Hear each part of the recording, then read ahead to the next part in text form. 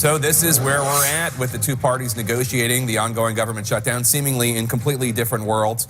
Let's discuss with my panel of experts. First of all, Congresswoman, congratulations. You're the new chair of the Congressional Black Caucus. Yes, so congratulations. Yes, 55 members. Yeah, that's wonderful. Congratulations. We're happy and honored to have you here. How does this end?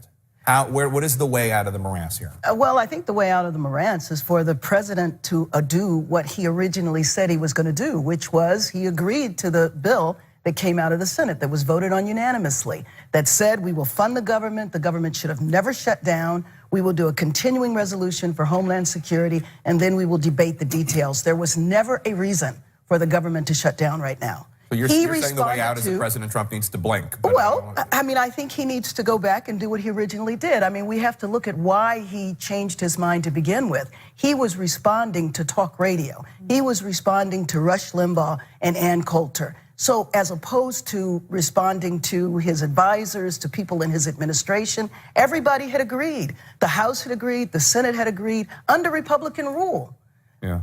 And so there had never been a reason to shut the government down. It is accurate that there was the impression, certainly Mitch McConnell and Vice President Pence had the impression, David, that the president was going to be willing to sign the clean government spending bill. We all know that there is an immigration deal that can be done that would include border wall funding, but it would be part of a larger package. Why are we here?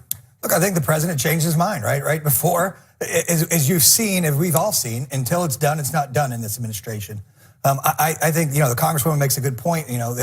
We should get done, and there is a way to get done. Out of the trillions of dollars being spent, the Democrats in the House and Senate could find $5 billion more, right, to put aside here. This isn't hard to get done. A compromise can be reached. There needs to be something put forward on the table. The Democrats need to send principals, not staffers, to meetings with the vice president. This can't be simply one hand clapping, as you've heard Chief of Staff earlier in the show say, look, we're ready, we're showed up, we're ready to go. We need principals here to negotiate, not staffers. And I think that it can be done. A deal can be done. It needs to be worked out for the American people. Patty, Speaker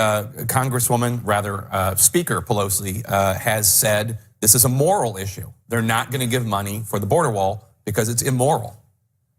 Well, look, experts all across the country have said that a wall is not effective. It's there are many other things that we can do to prevent illegal border crossings, whether it's technology, whether it's more Border Patrol agents. There are a lot of things we can do.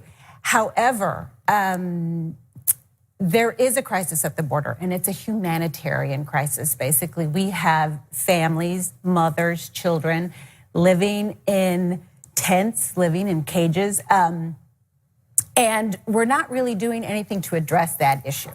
So I think there is a bigger conversation to be had about immigration. The way to do it is to have both parties at the table to talk about all of the different issues, whether it's illegal border crossing, whether it's asylum seekers, whether it's what to do with the almost 11 million people who are here already undocumented. Mm-hmm. Open the government, and then let's have that conversation. But there was a proposal for that. Remember, there was a proposal that where this president offered amnesty, right? Amnesty, unheard of, got bashed by his party, and it was announced dead on arrival by Democrats in the Congress. No. They offered $25 billion for that wall, for amnesty and for DACA, and he turned it down. Instead of relitigating the immigration, I want to talk about where we are right now, Bill, which is you tweeted something that I thought was interesting. You said the president doesn't have a governing strategy right now. He just has a political strategy. Get his base on board and fight. Yeah, it doesn't even really have a political strategy, excuse me, in the sense of winning re-election, expanding his vote. He has a save myself from the Senate voting to convict after the House impeaches me strategy. So it's really coming down to whipping up his core base, and the wall does that, and that's why he's doing this. Mm-hmm. I think this shutdown ends with Senate Republicans blinking. I mean, everyone assumes that they just go along with the president because they have over the past 2 years. But there are real consequences to a government showdown. EPA, agriculture, the Airline Pilots Association I saw, representing 61,000 airline pilots, has a letter saying, hey, this is getting dangerous. You're not funding FAA, you're not funding various aspects of what helps us do our job at airports. And I think when Republican senators start hearing from actual constituencies and interest groups this week, and Nancy Pelosi is going to send over, the House is going to send over individual appropriations bills for other parts of the government.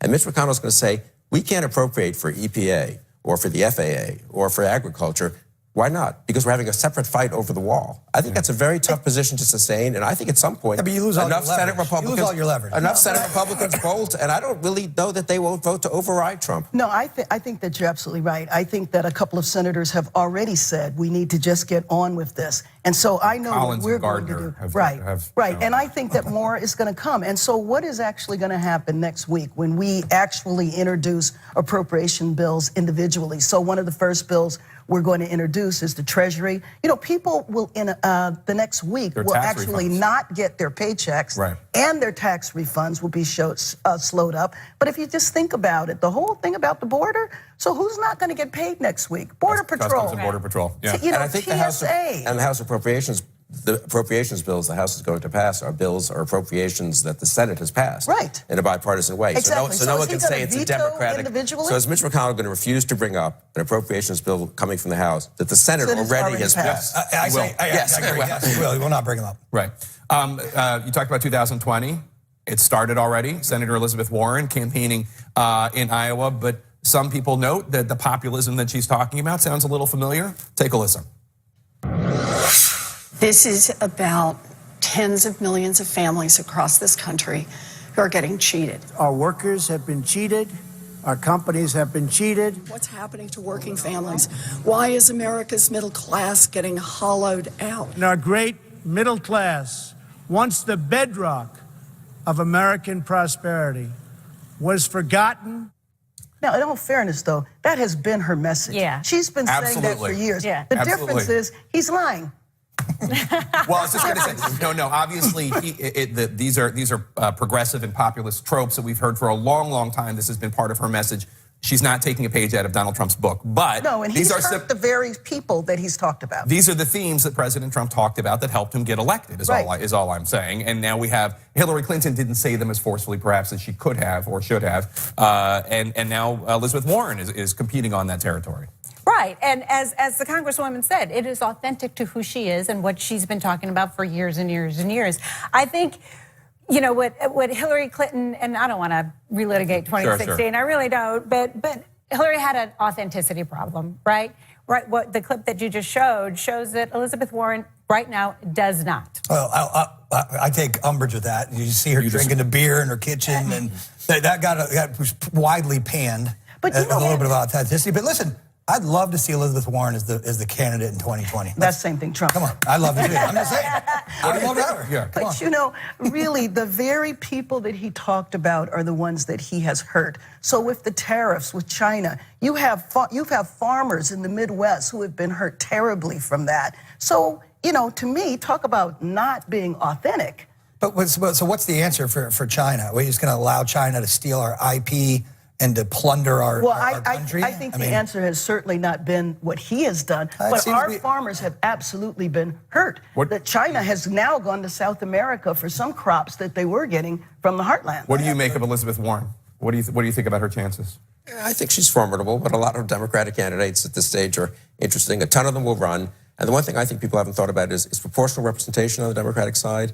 These days, I think a lot of people can stay in and continue to raise money online. With social media, you don't get the kind of consolidation of media coverage you used to get in the old days, the top 2 or 3. I think 6, 7, 8 of them could go through a whole bunch of primaries, getting 10, 15, 20% of the delegates. Figure, why should I get out, you know? And once it becomes clear no one's going to go to the convention with 50%, they'll all stay in, and we'll have an actual But is the DNC going to allow We'll have an that? open Is the convention. DNC going to allow that? The DNC has no clout. They have no ability to stop it. And I really do think Beto O'Rourke will stay in until Texas votes, and Kamala Harris will stay in until there are states with lots of African-American voters. And Amy Klobuchar will stay in until the Midwest votes. Two So potential I think members it really, of the CBC are running, right? Exactly. Harris and Cory Booker of New Jersey are both. Right. Neither So I'm looking declared, forward to but the both broker, are the examples. broker Democratic convention. Then we'll have the upset of the incumbent Republican president at the Republican convention. Oh, it's If going to he's be a still great. president. It's going to be if he's still president. Good point. Exactly. So it's going to be a great year. Is there anyone you're looking at particularly that you I like? don't really have a favorite, and it's too early to make predictions, obviously, but I will, so I'll make one anyway. And I think a woman will be on the ticket. A woman will be on the ticket. On the ticket. In one role In one way or the other. another. Do you agree with that? Yes, I do.